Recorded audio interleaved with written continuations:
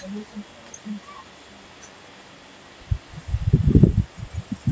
우리 또 8번 시간입니다. 8번째 시간에 특별 계시는 거라고 성경 속에서 성경 속에 나타난 하나님에 대해서 2시간에 걸쳐서 1시간에 이것도 1시간에 하려고 그랬더니 시간이 너무 많이 걸릴 것 같고 길어서 잘랐습니다.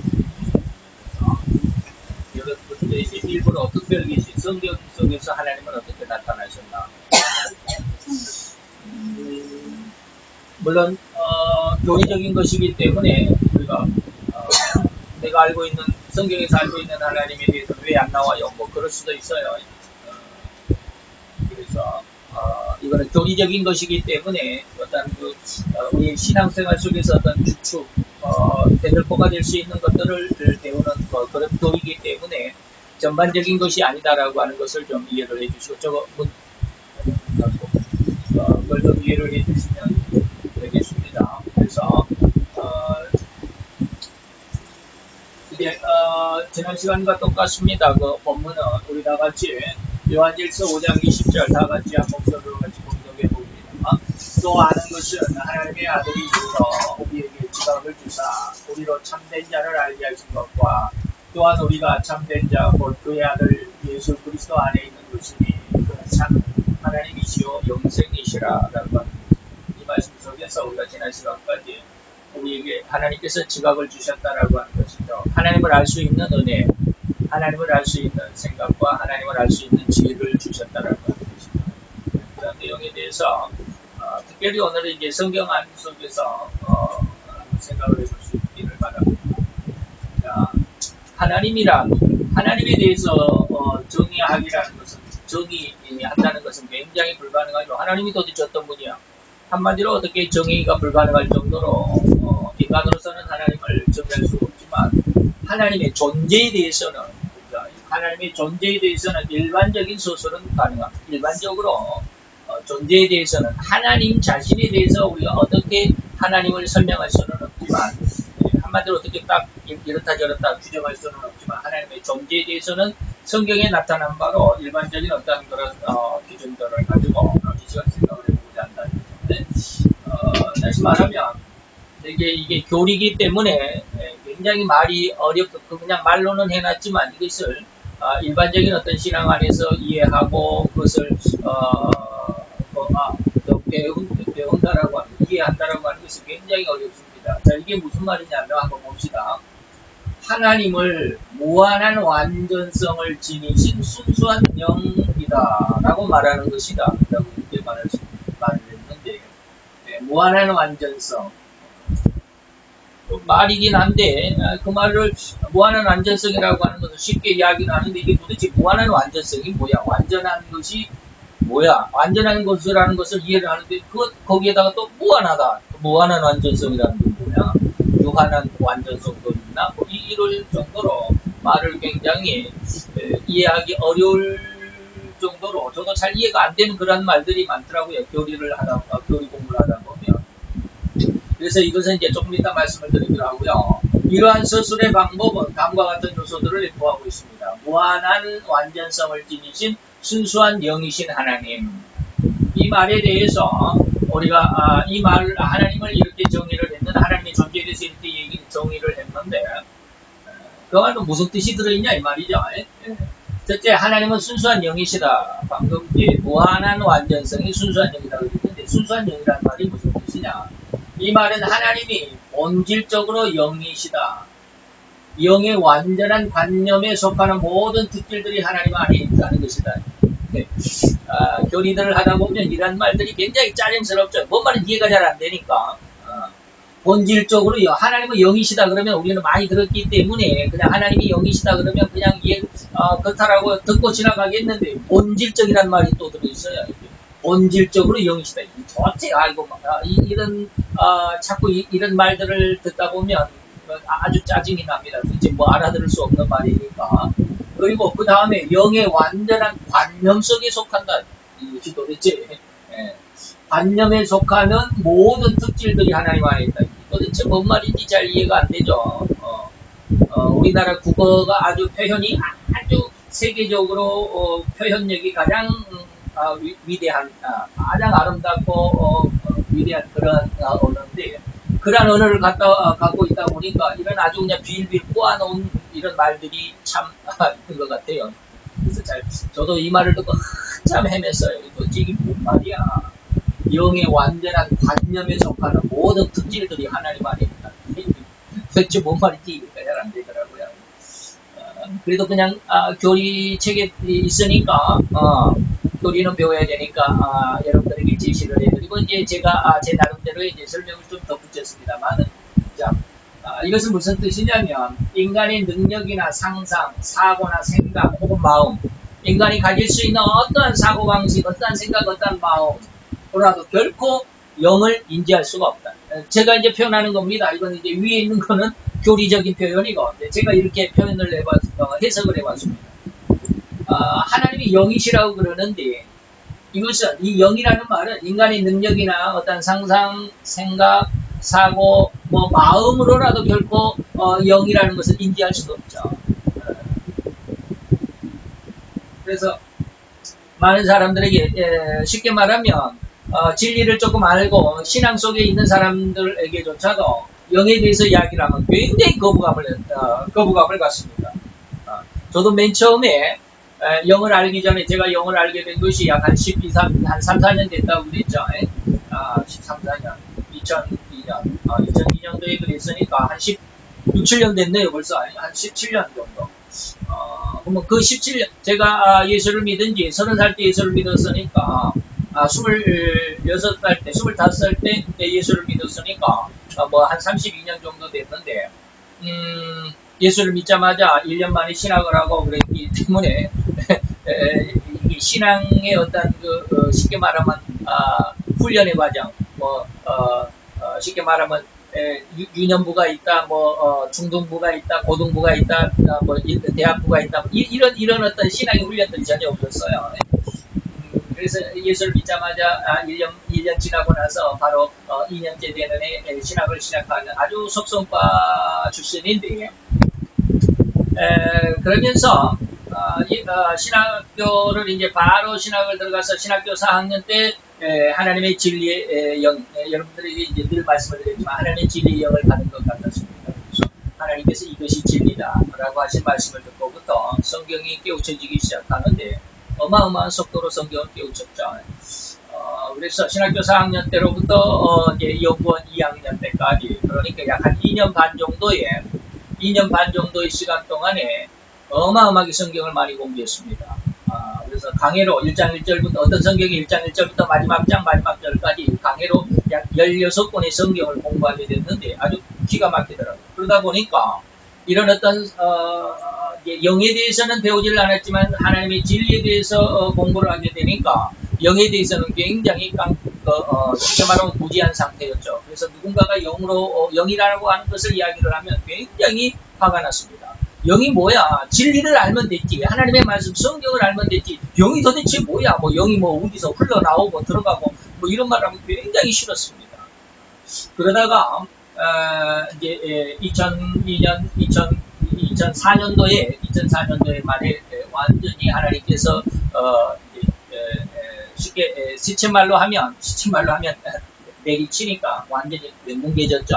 그리고 나서 영에 대해서 이제 다시 한번 생각하게 됐고 접하게 됐는데, 그래서 이제 영에 대해서 알게 됐는데, 제가 영에 대해서 이제 알고 공부하고 지금까지 한 14년 동안 너무 힘들게 혼자 처음에 시작할 때는 좀 도움을 받았지만 자우지간 그 이후로부터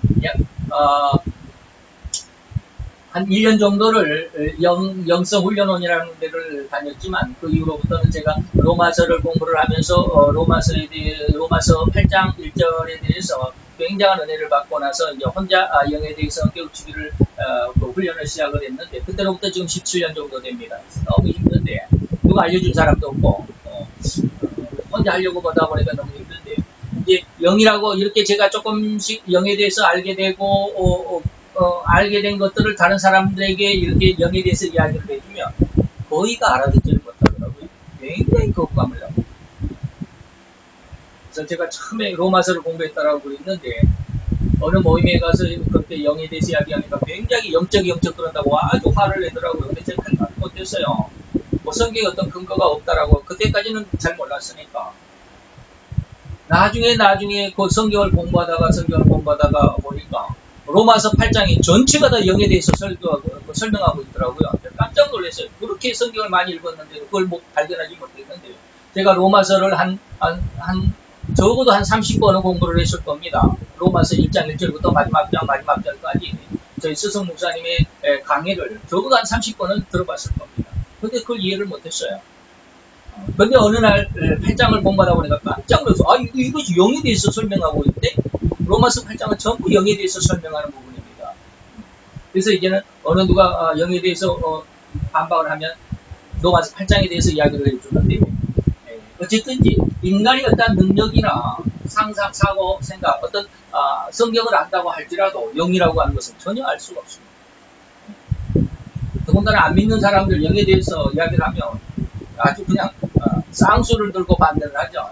이해할 수도 없는 그런 부분이죠.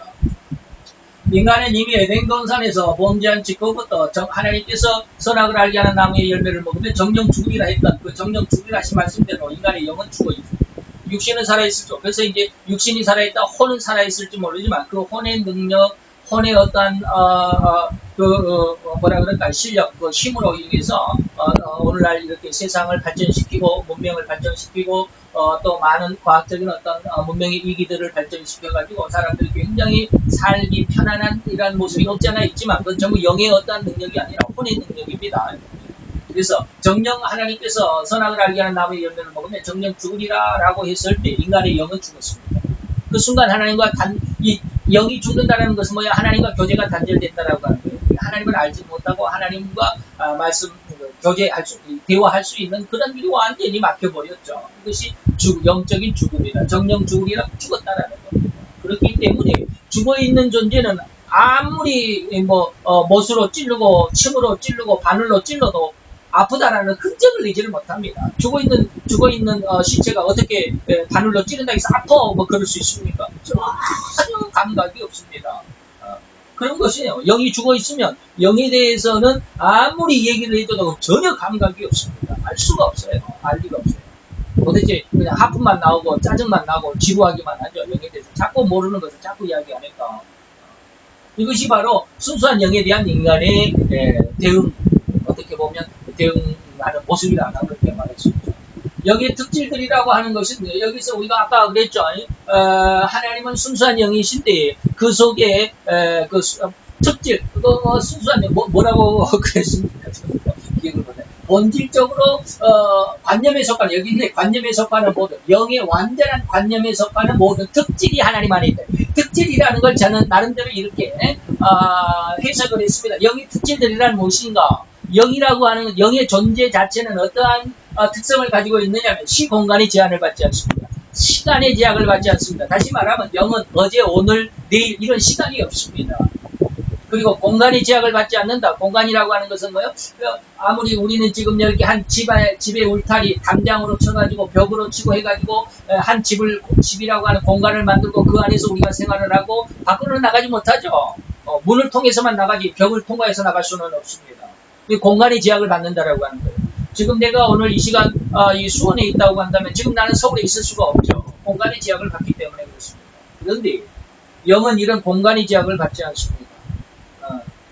예수님이 문이 굳게 닫힌 다락방에 나타나실 수도 있고 사라지실 수도 있고 공간의 제약이 없습니다.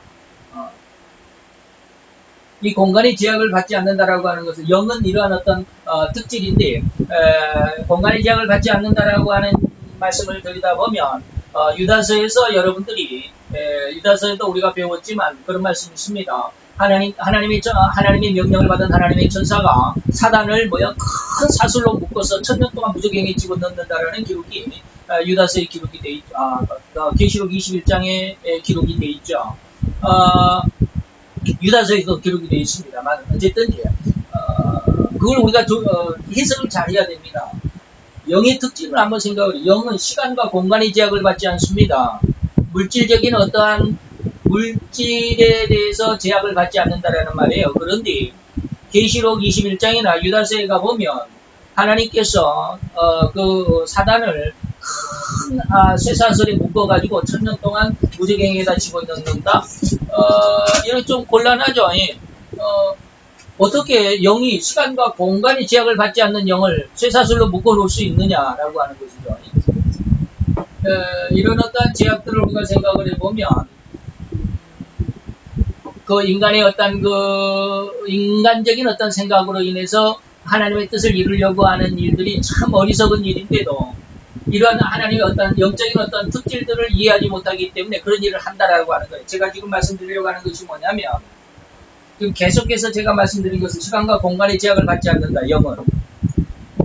그런데 안타깝게도 인간은 인간적인 어떠한 사상으로 인해서 이러한 것들을 행하려고 한다라는 그런 거예요. 행하려고 한다는 말이 맞을런지 모르겠습니다.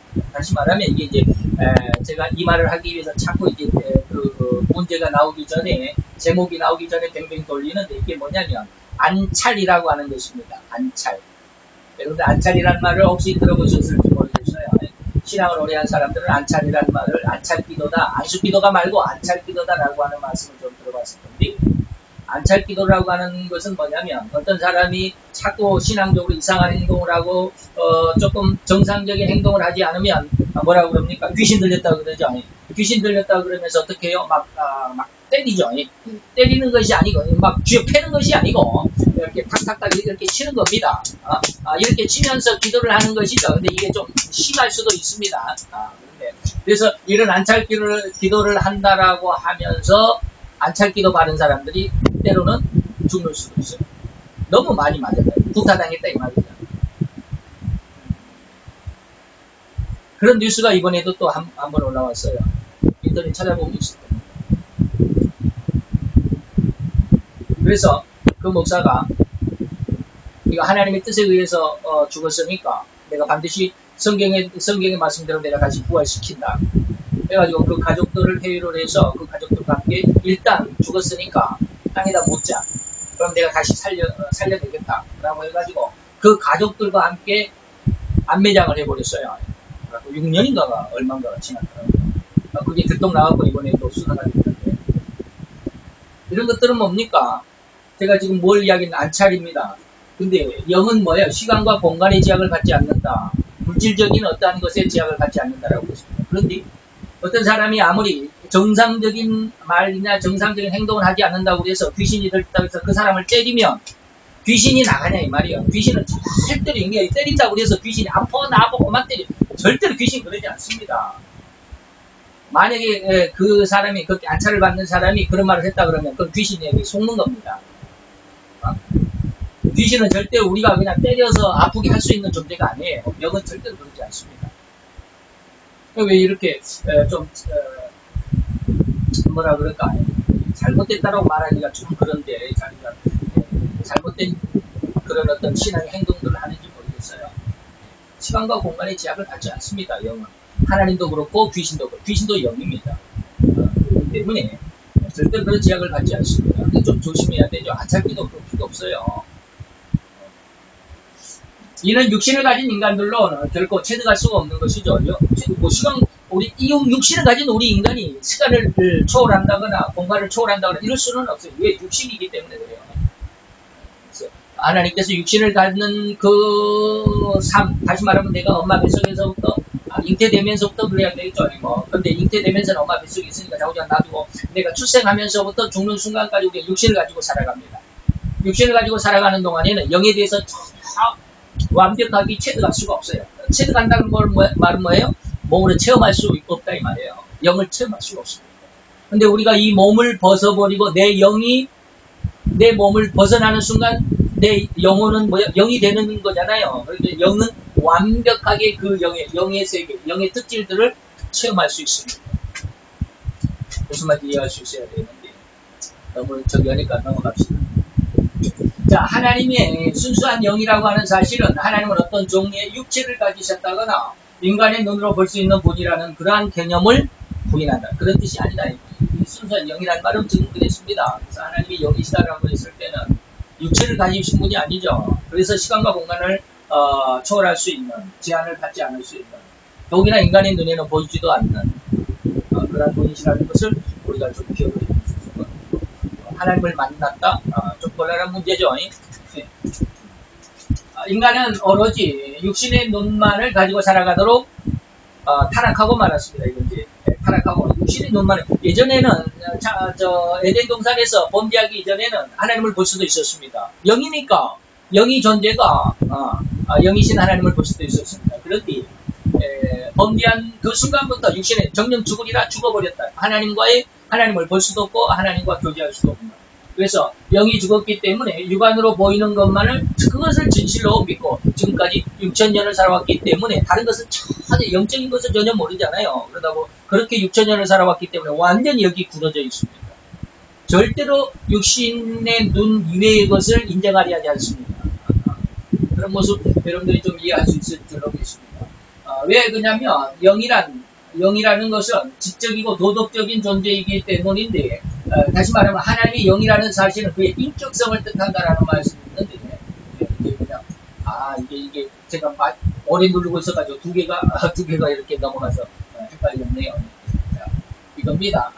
왜 이렇게 생각해보면 하나님이 인격, 두 번째는 하나님의 인격적, 첫 번째 순수한 영이다라는 말씀을 지금까지 말씀을 드렸고, 두 번째 하나님은 인격적이다. 인격적이라는 말이 무슨 말이냐? 하나님이 영이라고 했을 때 그 영은 뭐예요? 인격성을 의미할 때 영이다라고. 이게 영이다라고 하는 것은 뭐 인격이 없는 것이 아니라 완전한 인격의 주체를 영이라고 그런다라는 거예요. 그래서 인격은 우리가 흔히 뭐라고 그렇습니까? 지정이라고 그럽니다. 지식, 우리의 아는 것, 지식과 정, 우리의 감정, 마음과 의지, 우리의 행동, 이런 거. 이것을 완전히 조화를 이루었을 때 이것을 인격이라고 말하는데, 이 영이라는 것은 그렇기 때문에 지적이다, 도덕적이다라고 하는 라고 하는 것이죠. 그래서 이게 인격적이다라고 말할 때 지적의가 완전히 유기적이다라는 말 지난 시간 말씀을 드렸죠. 완전히 긴밀한 교제가 가능한 그런 유기적인 존재이기 때문에 이게 인격이다라고 말하는 것입니다. 그래서 지적인 영이라고 하는 것은 지적이고 도덕적인 존재다라고 하는 말씀 속에서 지적이라는 말은 무슨 뜻이냐면 아는 것이죠. 지적은 아는 것, 지식이죠. 그래서 모든 지식을 의미하는데 이건 전지성을 의미합니다. 안다 이 말이에요. 그래서 결코 이제 과거, 다시 말하면 세상을 창조하기 이전부터 그랬는데 우리는 창조하면서부터 창세기 1장 1절부터 영원한 미래까지 계시록 마지막 22장 마지막 절까지 그 이후에까지 말이죠. 어느 것 하나 허리만큼도 모르는 것이 없다라고 했을 때 영의 은혜다, 영의 그 완전한 순수한 영의 그 지적인 존재다라고 하는 것이고, 도덕적이라고 했을 때는 이건 뭡니까? 죄악과 관계가 되어 있죠. 죄나 어둠이 있을 수 없을 뿐만 아니라 더욱이 죄를 지을 수조차도 없는 말이에요.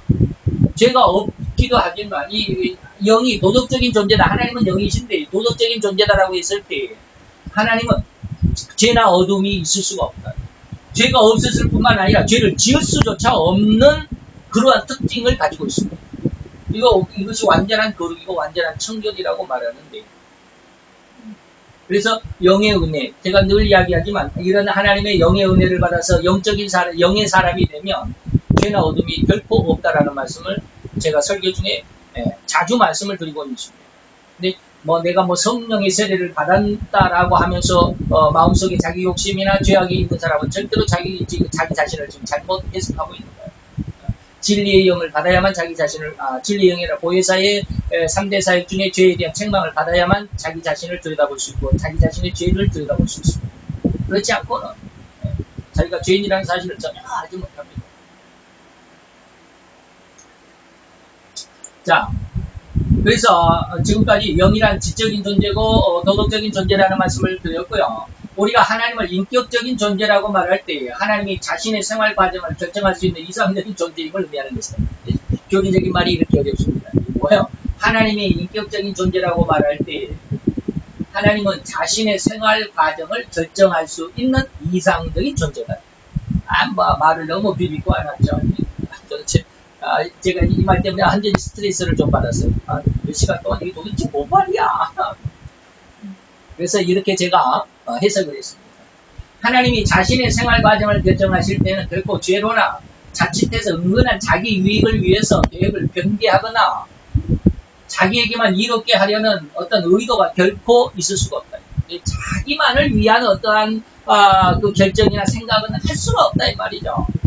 그리고 한번 결정을 했으면 그것은 영원히 아름답고 영원히 변개할 수도 없고 영원히 그게 오차가 있을 수 없는 이러한 평안을 유지하고 보존할 수 있다라고 하는 그런 능력이 뭐요? 지금 자신의 생활 과정을 결정하실 수 있는 이상적인 존재다. 말이 좀 굉장히 교리적인 말이기 때문에 어렵지만 이 말은 제가 이제 해석을 해서 이렇게 말씀을 드렸는데 이해할 수 있을런지 모르겠어요. 하나님의 인격적인 존재다. 자기 생활 과정을 결정할 때 생활 과정 결정할 수 있는 이상적인 존재라고 했을 때 하나님은 결코 시행착오가 없다 이 말이죠. 한번 결정하면 그것으로 완전히 영원히 그리고 단 한 번으로 끝이다. 그것은 뭐 잘못될 수가 있다라고 하는 그 말이 절대가 있을 수가 없죠. 완전히 한 번 결정은 아름다운 삶과 평안과 유익. 처음부터 끝까지 다 아시니까 어떤 것이 좋고 나쁘고 하는 것을 다 아시고 계시기 때문에 좋은 것으로 다 결정을 해보시다. 그러면 그 좋은 것을 결정을 해버린 것은 호리만큼 흠이라도 그림자조차도 잘못된 것은 있을 수가 없다. 이것이 이제 바로 이렇게 인격적인 존재라고 말할 때 하나님이 자신의 생활 과정을 결정할 수 있는 이상적인 존재다. 가장 이상적인, 가장 최고의, 가장 아름다운 존재다라는 말씀으로 교리에서는 이렇게 표현을 했습니다. 이제 뭐 방금 우리가 두 가지가 했는데 하나님은 뭐 순수한 영이시다. 하나님은 두 번째는 인격적인 존재이시다. 두 가지로 했는데 세 번째 무한하시다. 무한히 완전하시다나 또한 그의 완전성은 동일하시다라고 하는 이 세 번째, 네 번째 문제는 다음 시간으로 돌리겠습니다. 왜 그러냐면 여기 문제가 7문제가 있는데 7번의 문제가 또 5개가 있어요. 그러니까 원래로 하면은 한 13개 정도가 되니까 너무 길어요. 그래서 제가 문제를 5개를 하기 위해서 그래서 나머지 6번, 7번은 다음 시간으로 이렇게 쪼개서 나눠놨습니다. 5개만 한번 보고 마치도록 하겠습니다. 성서는 하나님에 대해서 어떻게 말하고 있을까? 성경은 하나님에 대해서 어떻게 말하고 있어요? 요한복음 4장 24절에 하나님은 영이시다라고 표현하고 있습니다. 하나님은 영이시다. 그죠? 완전하신 영이 오늘 교리 공부에 대해서 하나님은 완전하신 순수한 영이시다. 그에 대해서 조금 말씀을 드렸죠. 두 번째, 영이신 하나님을 인간의 상태에서 확인할 수 있느냐? 없다라고 그랬죠. 디모데전서 6장 16절에 오직 그에게만 죽지 아니하고 가까이 못할 빛에 거하시고 아무 사람도 보지 못하고 볼 수 없는 자신이 그 하나님에게 존귀와 영원한 능력을 있다고 그랬는데 오직 하나님에게만 죽지 아니하고 가까이 가지 못할 빛, 엄청난 빛의 그 근원이 되시고 아무 사람도 보지 못하고 볼 수도 없는 자다. 이것이 이제 인간의 상황 속에서는 보지 못하고 볼 수도 없던 하나님을 확인할 수가 없다. 사람은 하나님을 볼 수도 만질 수도 없고 가까이 갈 수 없는 완전한 빛이신 하나님입니다. 이것도 그냥 여러분들이 관념적으로만 배우는 그리고 공부하는 그런 부분일 수밖에 없어요. 관념적으로. 이걸 어떻게 우리 인간이 경험하지 않는 이상 이 하나님을 어떻게 표현할 수가 없죠. 그래서 담의 세계에 가는 길 중에 그 사도 바울이 예수님을 만났을 때 큰 빛이 너무 강렬한 빛이 비춰가지고 눈이 멀었다라고 하는 말씀도 있죠. 하나님을 볼 수가 없어요. 그런 뭐 다른 이야기를 하면 너무 시간이 가니까. 세 번째로 하나님이 물건이나 우상과 구별되어야 할 분이라고 하는 것은 무엇 때문에 하나님은 물건이나 우상과 구별되어야 되느냐. 에레미야서 10장 10절로 16절에 쭉 읽겠습니다. 오직 여호와는 참 하나님이시여 사시는 하나님이시여 영원한 왕이시라. 그 진노하심에 땅이 진동하며 그 분노하심을 열방이 능히 담지 못하느니라.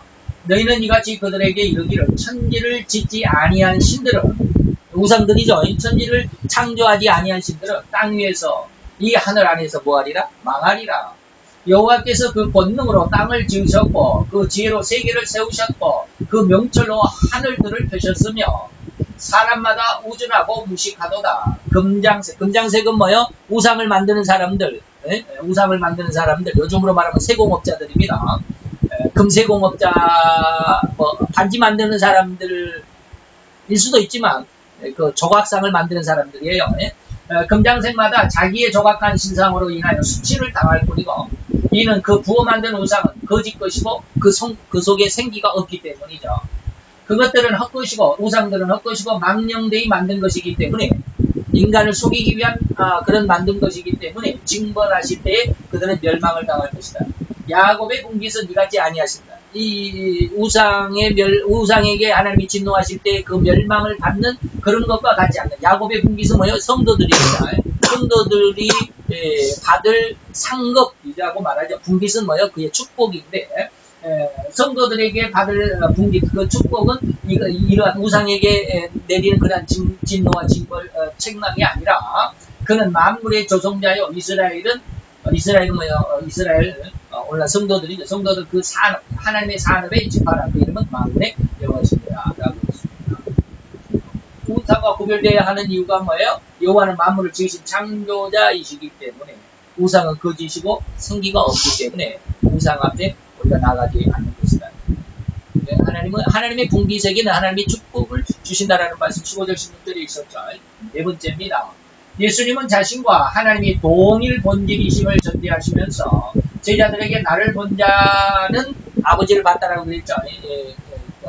요한복음에서 무엇에 관점을 두시고 본 자라는 말씀하셨을까? 요한복음 14장 19절에 예수께서 가라사대 빌립아 내가 이렇게 오래 너희와 함께 있으되 내가 나를 알지 못하느냐? 나를 본 자는 아버지를 보았건 어찌하여 아버지를 보이라 하느냐?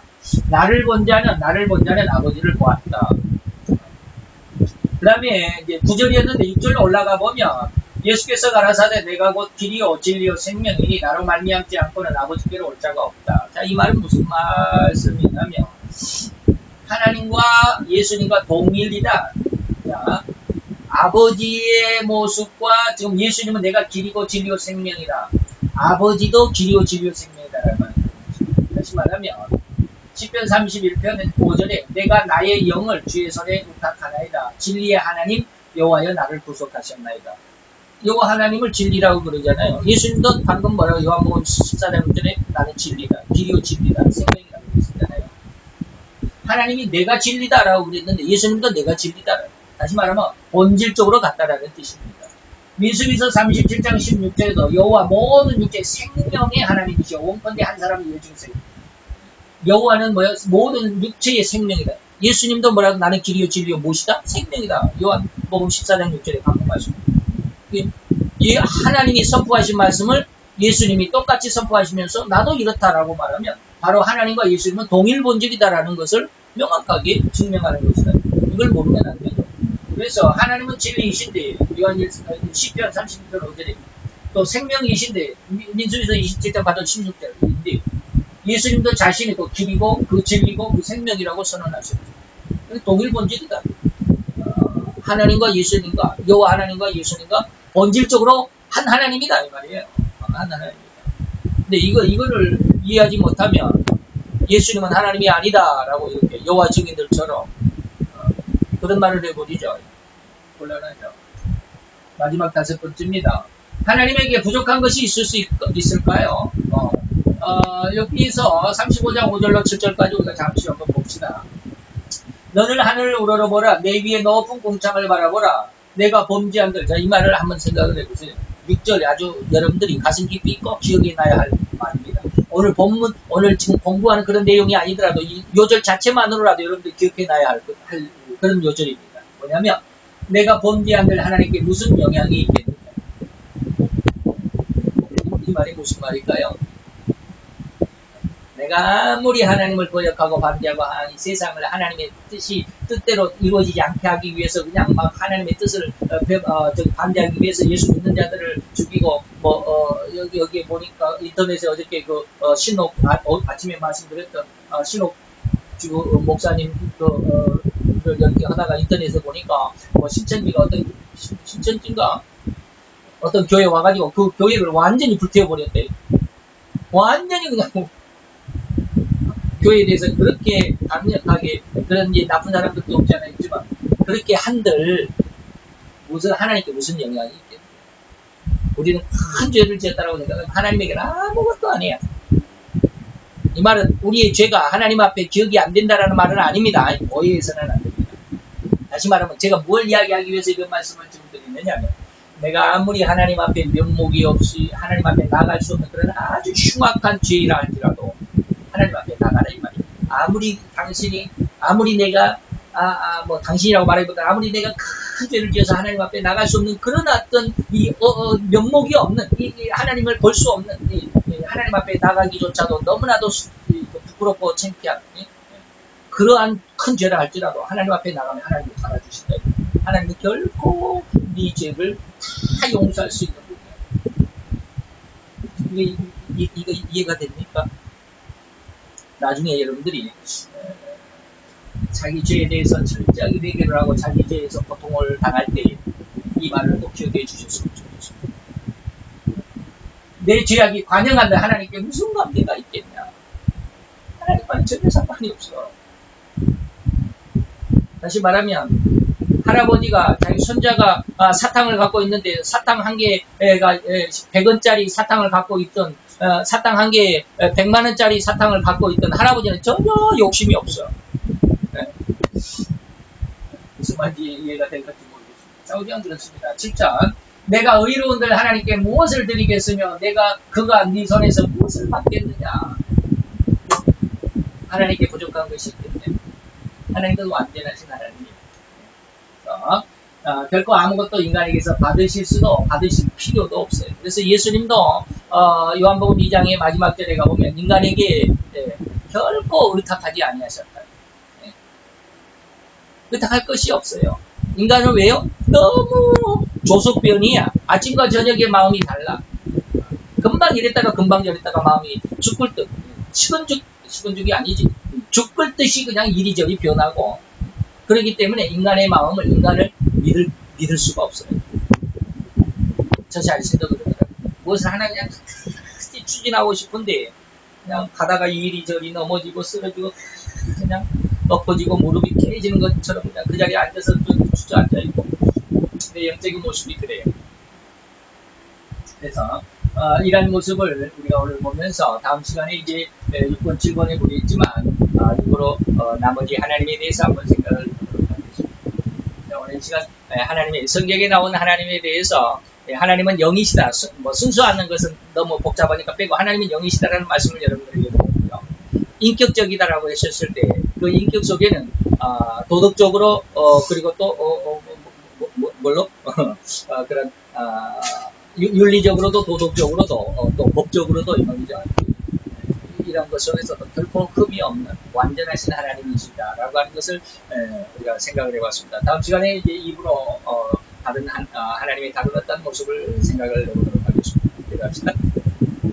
할렐루야. 주님 여호와여 주께 감사를 드리나이다. 주의 영광 앞에 있는 아름답고 귀한 시간 위에 아버지님 우리가 성경 안에서 하나님에 대해서 공부하고 우리의 신앙의 깃들 중심을 마련하고자 할 때 많은 어려움이 있고 많은 아버지의 지루함이 있지만 그러나 하나님 우리로 인해서 이 신앙 안에 아버지님 결코 흐트러지지 않고 굽어지지 않고 휘어지지 않고 꺾여지지 않는 아버지님 진정한 신앙 가장 올바른 신앙의 줏대를 세워갈 수 있고 아버지님 튼튼히 더 굳건히 해갈 수 있는 귀한 시간이 되게 도와주시옵소서.